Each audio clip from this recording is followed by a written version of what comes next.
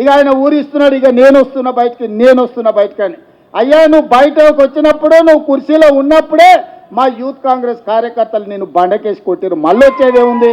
నువ్వు ముఖ్యమంత్రిగా ఉన్నప్పుడు, నీ పార్టీగా అధ్యక్షుడిగా ఉన్నప్పుడే మా యువజన కాంగ్రెస్ పిల్లలు నిన్ను బండకేసి కొట్టి ఓడగొట్టి ఇంట్లో ఊసబెట్టిరు. ఇవాళ కేటీఆర్ గారు ఊర్ల మీద తిరుగుతున్నాడు, కొత్త బిచ్చగాని పొద్దుగుర్తారు 10 ఏళ్ళ అధికారంలో ఉన్నాడు. డబుల్ బెడ్రూమ్ ఇల్లు ఇస్తాను ఇయ్యలే, ఇంటికో ఉద్యోగం ఇస్తాను ఇయ్యలే, దళితులకు 3 ఎకరాల భూమి ఇస్తాను ఇయ్యలే, డబుల్ బెడ్రూమ్ ఇల్లు ఇయ్యలే. ఇట్లా చెప్పుకుంటూ పోతే 100 హామీలు ఉన్నాయి. 10 ఏళ్ళు అమలు చేయలేదు. 7 లక్షల కోట్ల రూపాయలు అప్పు తెచ్చాడు. 10 నెలలు కూడా కాలేదు, అప్పుడే బిచ్చగాని గంగిరెద్దులో సంక్రాంతి పూట గంగిరెద్దుల్లో వచ్చినట్టు ఊరూరు తిరుగుతున్నాడు. ఈ ప్రభుత్వం ఏం చేయలేదని. ఈ ప్రభుత్వం 5 ఏళ్ల కోసం ఎన్నికైంది. మొదటి సంవత్సరంలోనే 55,000 ప్రభుత్వ ఉద్యోగాలు ఈ ప్రభుత్వం ఇచ్చింది. మొదటి సంవత్సరంలోనే 25,50,000 మంది రైతులకు 21,000 కోట్ల రూపాయల రైతు రుణమాఫీ చేసింది. నువ్వు ఎగ్గొట్టిపోయిన రైతు బంధు 7,625 కోట్ల రూపాయలు నేను వచ్చినాక రైతు బంధు మొదటి విడత వేసిన. ఇవాళ 10,000 కోట్ల రూపాయలు రైతు భరోసా 2వ విడత వేసిన.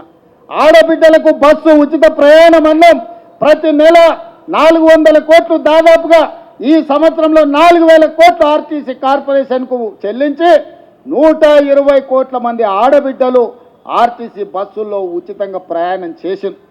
ఇస్తా అన్న 500 రూపాయల సిలిండర్ ఇచ్చినాం, 500 రూపాయల బోనస్ ఇచ్చినాం. రాజీవ్ ఆరోగ్యశ్రీ 10 లక్షల రూపాయలు ఇచ్చినాం. ఇవాళ పేదవాడికి ప్రతి ఒక్కడికి రేషన్ కార్డు ఇస్తున్నాం, పేదవాడికి ఇందిరమ్మ ఇల్లు ఇస్తున్నాం. ఇవాళ ప్రతి సంక్షేమ పథకాన్ని ఇవాళ అమలు చేస్తున్నాం. ఇదే కాదు, 1931 తెల్లదొరలు పాలించినప్పుడు కులగణన జరిగింది. దాదాపుగా 95 ఏళ్ల నుంచి స్వతంత్రం వచ్చినాక నరేంద్ర మోడీ 3 సార్లు ప్రధానమంత్రి అయినా బీసీ కులగణన జరగలేదు.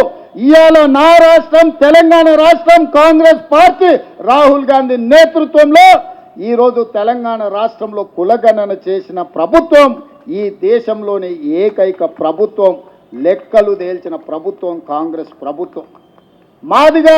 మాదిగా ఉపకులాల వర్గీకరణ 35 ఏళ్ల నుంచి కొట్లాడిండ్రు. చాలామంది పిల్లలు చచ్చిపోయిండ్రు. సుప్రీంకోర్టు వరకు పోయింది, పార్లమెంట్ వరకు పోయింది. మోడీ గారు కృష్ణా మాదిగను 4 సార్లు కౌగిలించుకున్నాడు, కానీ అది ధృతరాష్ట్ర కౌగిలిగానే మిగిలింది తప్ప మాదిగ ఉపకులాల వర్గీకరణ చేయలే. కానీ మీ ప్రభుత్వం ప్రజాపాలనలో మాదిగ ఉపకులాల వర్గీకరణ అమలు చేసి దేశంలోనే మొదటి రాష్ట్రంగా నిలబడి దేశంలో దశాబ్దాల కొద్దీ వాయిదా పడుతున్న సమస్యకు పరిష్కారం చూపించినాం. మొదటి సంవత్సరంలోనే ఇన్ని గొప్ప కార్యక్రమాలు చేసిన ప్రభుత్వం ఈ రాష్ట్రం దేశంలోనే మొదటి స్థానంలో ఉంది. అందుకే మిత్రులారా, ఎవరు ఎన్ని చెప్పినా వాళ్ళు ఏదో వాట్సాప్ యూనివర్సిటీ మోడీ పెడితే సోషల్ మీడియా యూనివర్సిటీ వీడియో కూడా పెట్టిండి, అక్రమంగా సంపాదించింది, కొల్లగొట్టింది. వాటిని పెట్టి అబద్ధాలు ప్రచారం చేయాలనుకుంటున్నారు. ఛానల్స్ ఉన్నప్పుడే మీరు ఏం చేయలే, పేపర్లు పెట్టుకున్నారు, టీ న్యూస్ పెట్టుకున్నారు, నమస్తే తెలంగాణను గుమాస్తా తెలంగాణ పెట్టుకున్నారు. ఏమైందా? ఇవాళ సోషల్ మీడియాలో తప్పుడు ప్రచారం చేస్తే ఏమవుతుంది?